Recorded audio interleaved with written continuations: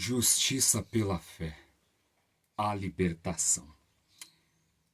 Em nossos estudos anteriores, falamos sobre o libertador, que foi predito logo após a queda de nossos pais. Isso foi prefigurado no evento descrito em Gênesis 3:21. E fez o Senhor Jeová Deus a Adão e a sua mulher túnica de peles e os vestiu.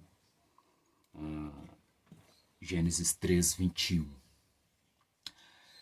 Interessante que logo após a ruptura ocasionada pela transgressão de nossos pais, eles se deram conta de que estavam nus. Ou seja, o pecado afastou a glória da presença de Deus deles, de maneira que eles buscaram tecer folhas de figueiras para se cobrir. Temos aqui uma lição importante.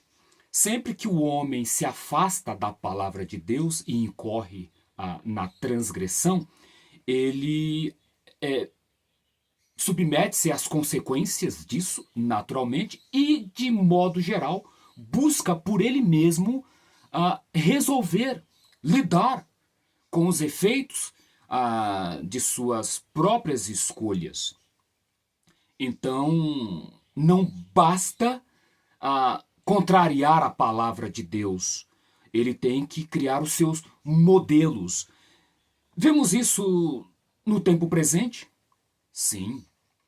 Veja que os homens, de modo geral, eles descreem, contrariam a palavra de Deus e não ficam só nisso. Eles criam seus modelos a fim de substituir aqueles estabelecidos por Deus, mostrando com isso a sua prepotência, a sua arrogância, ou seja, a sua inclinação natural da carne pecaminosa de buscar, em seu orgulho, resolver os seus problemas por si mesmo. E não é assim que funciona. Por exemplo, na questão envolvendo o evolucionismo em contrariedade ao criacionismo, o heliocentrismo em contrariedade ao geocentrismo, eles negam a palavra e criam seus modelos em substituição. É como quando depois do dilúvio, Nimrod junto aos seus vão edificar a Torre de Babel, imaginando alcançar, né, a cúpula dos céus, porque não creram na promessa de Deus de que jamais destruiria o mundo pelas águas. Ou seja, os homens buscando os seus meios, as suas formas, os seus modelos de lidar com as situações no mundo por descrer ou por contrariar a palavra de Deus. O fato é que Deus então intervém e faz-lhes roupa, cobre a sua nudez com uma túnica de peles. E essa túnica demandou um sacrifício de animal. E temos nisso então representado o sacrifício de Cristo, o Cordeiro de Deus.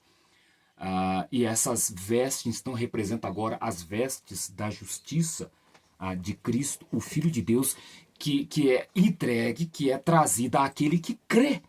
Em Isaías, no capítulo 61, nós lemos no verso 10, regozijar-me muito em Jeová, a minha alma se alegra no meu Deus, porque me vestiu de vestes de salvação. Me cobriu com um manto de justiça. Percebe? Ainda lá em Filipenses, no capítulo 3, no verso 9, e sendo achado nele, não tendo a minha justiça que vem da lei, mas a que vem pela fé em Cristo, a saber, a justiça que vem de Deus pela fé. Ou seja, não é por obras da lei, mas é pela justiça que vem da fé, do crer. É por isso que em Romanos 5:1 nós lemos: sendo, pois, justificados pela fé, temos paz com Deus por nosso Senhor Jesus Cristo. É pela fé, é a restauração daquela confiança na palavra. Veja que Adão e Eva antes de pecar, de alguma forma, descreram, desconfiaram da palavra, porque a palavra de Deus dizia algo ou disse algo, e eles então, em contrariação a essa palavra, agiram contrariamente ou de modo diverso a ela. Então tem que ter lugar a fé, a restauração da confiança. Justificados por esta fé, que crê na palavra, passamos a ter paz com Deus. E claro, através ou por nosso Senhor Jesus Cristo. Ainda em 1 Tessalonicenses 2:3, nós vamos ver ali o fundamento da fé. Por isso também damos graças sem cessar a Deus, porquanto recebendo vós de nós outros a palavra da pregação, palavra de Deus, a agasalhaste, não como palavra de homem, mas, como em verdade o é, como palavra de Deus, a qual também eficazmente obra em vós outros que credes. Veja, nós já vimos em estudos anteriores que a fé vem pelo ouvir e ouvir a palavra de Deus. É a pregação da palavra, a palavra de Deus é que vai dar lugar à fé, que vai revelar a crença. Lembra ainda quando nós falamos que Paulo menciona que não basta crermos com o coração, temos que confessar com a boca? Hoje nós temos muitos professos crentes que, conquanto confesse com a boca, não creem com o coração. A palavra diz que o sol parou sob a oração de Josué e eles não creem. Eles confessam que creem na palavra, mas têm reservas quanto a creem com o coração. E o que nós estamos apresentando aqui é justiça pela fé na íntegra, perfeita, que toma a palavra de Deus como um todo. É isso que revela uma fé pura. Tem aqueles que se desagradam, enfim, se indispõem, mas veja, como sempre dissemos e o reafirmamos, nós temos um compromisso com a palavra. É a palavra que liberta.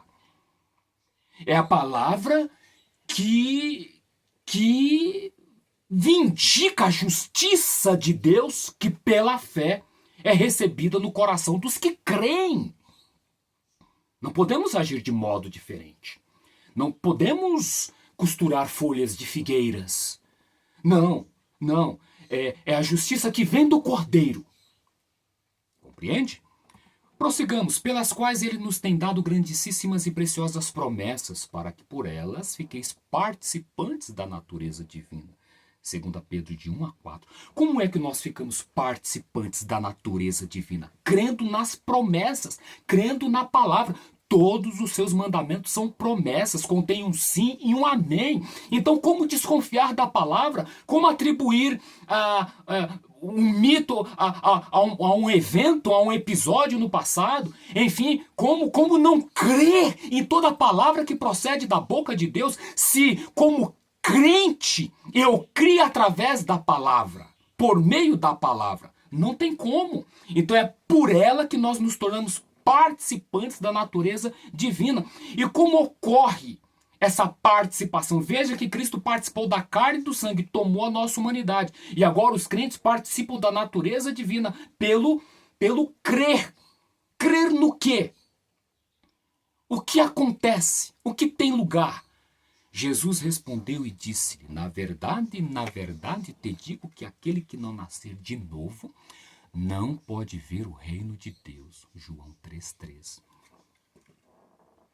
Tem que ter lugar o novo nascimento. O homem carnal tem que dar lugar ao homem espiritual. Paulo explora isso em Romanos. Vê porque o homem carnal não pode obedecer uma lei espiritual? As coisas espirituais se discernem espiritualmente, está lá em Coríntios. O homem natural não entende, ele cria os seus modelos, porque ele não crê na palavra, porque ele não experimentou o nascimento que vem da fé, pelo crer naquilo que diz o Senhor. tem que ter lugar um novo nascimento. Sem esse nascimento não é possível viver o reino de Deus. Que o quê? Que no primeiro momento é um reino espiritual, mas que está materializado de alguma forma nas obras da criação. Veja, o nosso mundo não é um planeta, o nosso mundo é um reino. Um reino que foi sequestrado pelo príncipe deste mundo. Um planeta é uma estrela errante, perdida do nada. A Bíblia não diz que nosso mundo é um planeta. A Bíblia ensina que o nosso mundo é um reino.